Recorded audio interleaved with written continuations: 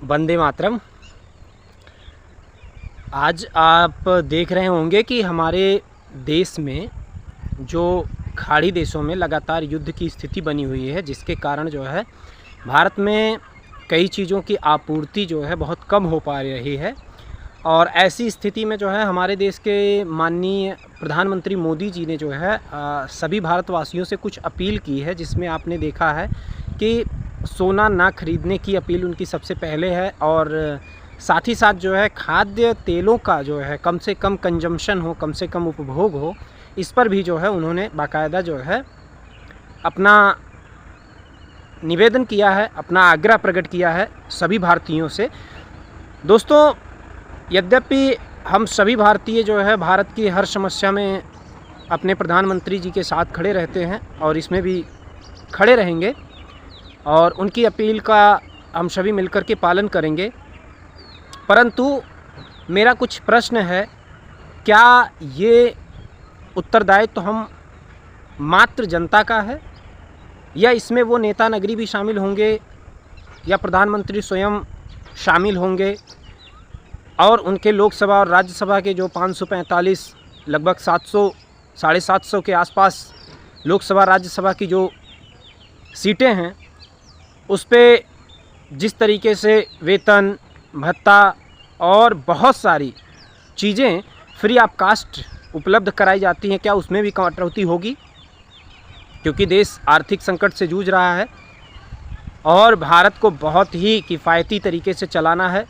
अभी तो महिला आरक्षण बिल जो है पास नहीं हुआ, नहीं तो 750 तो लोकसभा में ही सीटें हो जाती। मतलब जिस देश का संचालन अभी 545 कर रहे हैं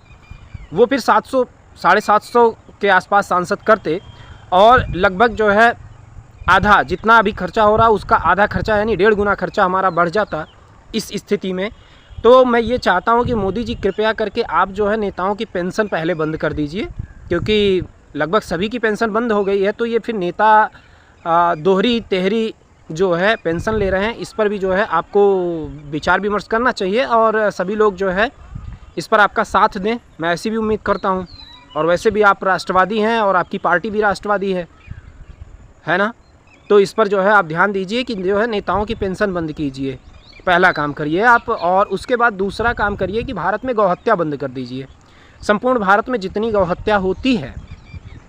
और गौहत्या होने के बाद गौमांस निर्यात करके आप जितना डॉलर कमाते हैं उससे ज़्यादा जो है आप एलपीजी सिलेंडर जो है आयात कर लेते हैं, यानी उससे ज़्यादा आप एलपीजी की गैस आयात कर लेते हैं। तो जितना एक जगह आप मांस निर्यात करते हैं और गौहत्या का कलंक भी अपने सर पर लेते हैं, उससे जितना आपका रेवेन्यू कलेक्शन होता है उससे ज़्यादा आप डॉलर की तो आप केवल और केवल जो है गैस एलपीजी गैस मंगा लेते हैं अपने देश में। तो क्यों ना अगर गौहत्या संपूर्ण भारत में बंद हो जाए और गौहत्या बंद होने से जो गौ उत्पाद हैं, यानी कि जो है गाय के गोबर से जो मीथेन गैस तैयार हो सकती है, जो प्राकृतिक गैस तैयार हो सकती है, उससे हम अपने संपूर्ण भारत का जो है ईंधन यानी कि ईंधन का खर्चा हम उस पर डाइवर्ट कर सकते हैं। इससे हमारा जो है पशुधन भी बढ़ेगा और हम बायोगैस भी बनाएंगे और बायोगैस से जो स्लरी बाहर निकलेगी उससे हम जो है अपना पूरे देश की जो है एग्रीकल्चर को, पूरे देश की खेती को ऑर्गेनिक तरीके से भी कर लेंगे। तो आपका दोहरा जो है फ़ायदा हो जाएगा और देश का भी दोहरा फ़ायदा होगा, क्योंकि फर्टिलाइज़र जितना ज़्यादा से ज़्यादा हम अभी हज़ारों करोड़ों का जो है अपना फर्टिलाइज़र अभी आयात करते हैं, जिसमें डॉलर का खर्चा होता है। तो मोदी जी अगर आप गौहत्या बंद कर सकते हैं तो इससे जो है डबल फ़ायदा हो जाएगा। पहला तो आपका जो डॉलर जो एलपीजी गैस मंगाने पर जो डॉलर खर्च हो रहा है वो बच जाएगा, वो डॉलर खर्च नहीं होगा, क्योंकि यहाँ बायोगैस से जो है हमारे घर के चूल्हे जल जाएंगे। दूसरा जो है फर्टिलाइज़र जो आप आयात करते हैं उसमें जो डॉलर जितना जाता है उससे भी आपका बड़ा फ़ायदा हो जाएगा, क्योंकि आपका जो है फर्टिलाइज़र भारत में आयात होगा नहीं। और भारत में अगर फर्टिलाइज़र आयात नहीं होगा तो भारत की कृषि जो है वो उच्च गुणवत्ता की होगी, भारत के जो उत्पाद हैं वो ऑर्गेनिक होंगे और आपको सर्टिफिकेशन करने में भी आसानी होगी। और भारत का जो उत्पादन है वो विश्व में बहुतायत जगहों पे एक्सपोर्ट हो सकेगा, क्योंकि उसकी क्वालिटी बढ़ जाएगी। तो मोदी जी आप जो है क्रमशः ये 2-3 काम अगर स्वयं से कर लें तो मुझे लगता है कि जनता पे जो बोझ जा रहा है वो नहीं जाएगा। और तीसरा सुझाव मैं आपको और देना चाहूँगा कि भारत में जो आप सोना इंपोर्ट कर रहे हैं भारत में जो सोना इंपोर्ट कर रहे हैं, भारत में सोने की खरीद बिक्री पर आप ज़्यादा चिंतित मत होइए। आप भारत में इंपोर्ट ना हो, आयात ना हो सोना, जिससे हमारा डॉलर खर्चा हो रहा है, तो आयात पे ही आप पूर्ण रूप में प्रतिबंध लगा दीजिए तब तक जब तक आपको लगता है कि हमारी स्थिति अभी सही नहीं है, सामान्य नहीं है। तो ऐसे में जो है तीसरा आप जो है सोने के आयात पर ही प्रतिबंध लगा दीजिए। यहाँ के व्यापारी खरीदेंगे, यहाँ के लोग बेचेंगे, घुमा फिरा करके हमारा पैसा हमारे देश में ही रहेगा। लेकिन डॉलर तब यूज हो जाता है जब हम बाहर से सोना को आयात करते हैं, तो आप आयात पे डायरेक्ट जो है प्रतिबंध लगा दीजिए, ठीक है। तो सोने के आयात पे भी आप पूर्ण रूप में प्रतिबंध लगा दीजिए। ऐसे में क्या है, पहला फ़ायदा आपका जो है डॉलर हमारा जो है खर्चा नहीं होगा, और साथ ही साथ देखा जाए तो जितना ज़्यादा जो है हमारा एक्सपोर्ट बढ़ेगा उतना ज़्यादा हमें डॉलर जो है आएगा, हमारे पास आएगा। तो डॉलर जो है हमारे पास ज़्यादा आए, इसलिए आप एक्सपोर्ट पे सब्सिडी दे दीजिए। भारत के जो भारतीय व्यापारी हैं वो विदेशों में जो है जब अपना माल बेचते हैं तो उससे जो है डॉलर कलेक्ट होता है, तो उस पर आप सब्सिडी दे दीजिए जिससे ज़्यादा से ज़्यादा निर्यात हो सके। लेकिन आपकी मैं एक गलती और एक आलोचना भी आपका करना चाहूँगा। जब जो है अमेरिका ने भारत के प्रोडक्ट पे जो है टैरिफ लगाया था, उस स्थिति में आपने जो है भारतीय व्यापारियों का तो खूब नुकसान आपने करा दिया, लेकिन अमेरिकी प्रोडक्ट्स पे, जो अमेरिका के प्रोडक्ट्स जो है भारत में बिकते हैं, उस पर आपने कोई टैरिफ नहीं लगाया। और लगभग जो है सैकड़ों कंपनियां भारत की अभी भी चल रही हैं, भारत में जो है अपना माल बेच रही हैं, हमारे यहाँ से डॉलर उठा करके अपने देश ले जा रही हैं। तो जो जीरो टेक्नोलॉजी पे काम करने वाली विदेशी कंपनियां हैं, उसको आप जो है एक 6 महीने का एक पीरियड दीजिए और बोलिए कि अगर आपको टेक्नोलॉजी पे काम करना है तो आप कीजिए, नहीं तो ये जो है ये नमक बेचना और ये आटा बेचना और ये कार्बोनेटेड वाटर बेचना, मतलब इवन अगर मैं कहूँ कि जो है जीरो टेक्नोलॉजी पे काम करने वाली जितनी भी विदेशी कंपनियाँ, उनका अल्टरनेट जो है एक ऑप्शन दीजिए कि 6 महीने में जो है आप अपना सारा बोरिया बिस्तर समेट करके आप यहाँ से निकल जाइए। और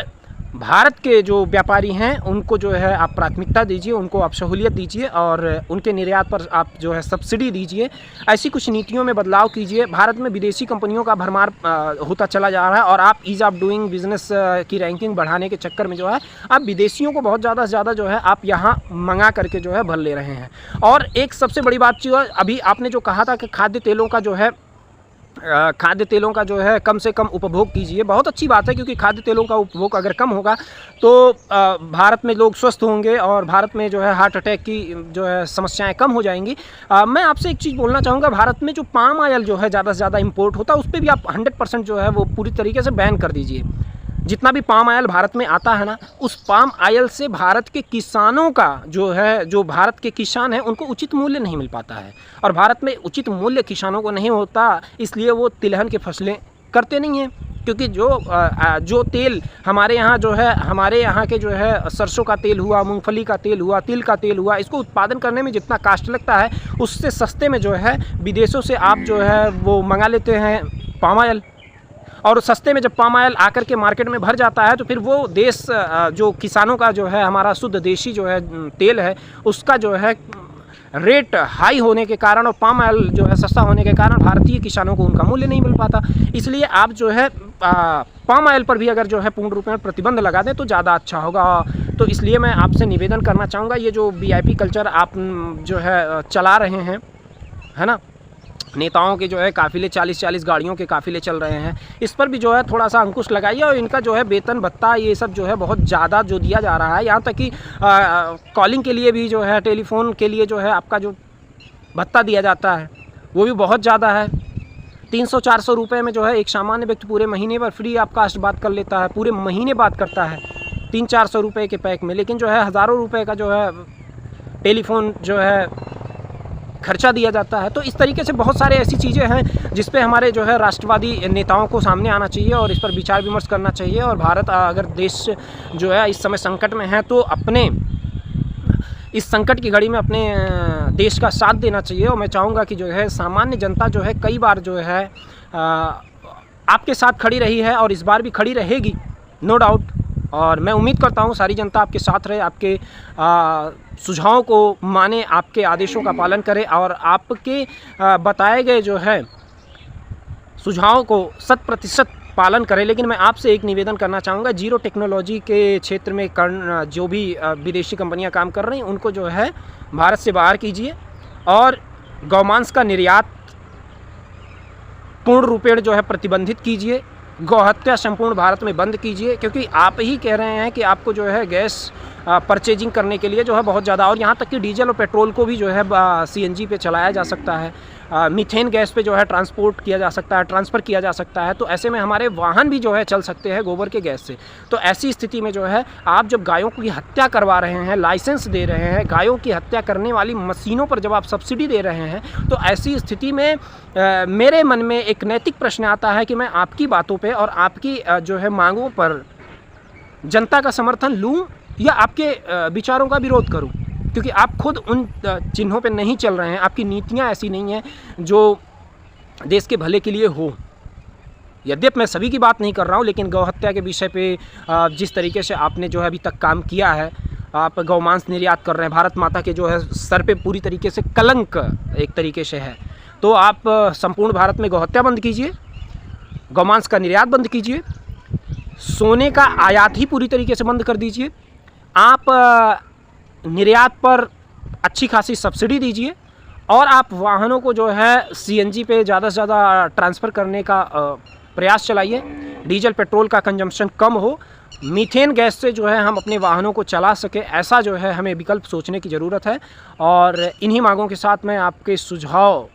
और अपने सुझाव में आप तक प्रेषित करना चाहता हूं। और मैं सामान्य जनता से भी कहूंगा कि ऐसी अगर आपको भी लगता है मेरी बातों में, मेरी सुझावों में कुछ सच्चाई है और वास्तव में गौ माता हमारी जो है राष्ट्र माता बने और गौहत्या भारत से पूर्ण रूपेण बंद हो, तो ऐसी स्थिति में जो है ये मांग मोदी जी का पूरा मंत्रिमंडल और सभी यानी कि पक्ष विपक्ष मिल करके इन चीज़ों पर विचार विमर्श करें और भारत की आर्थिक जो संकट जो चल रहा है उसमें जो है आप सहभाग दें।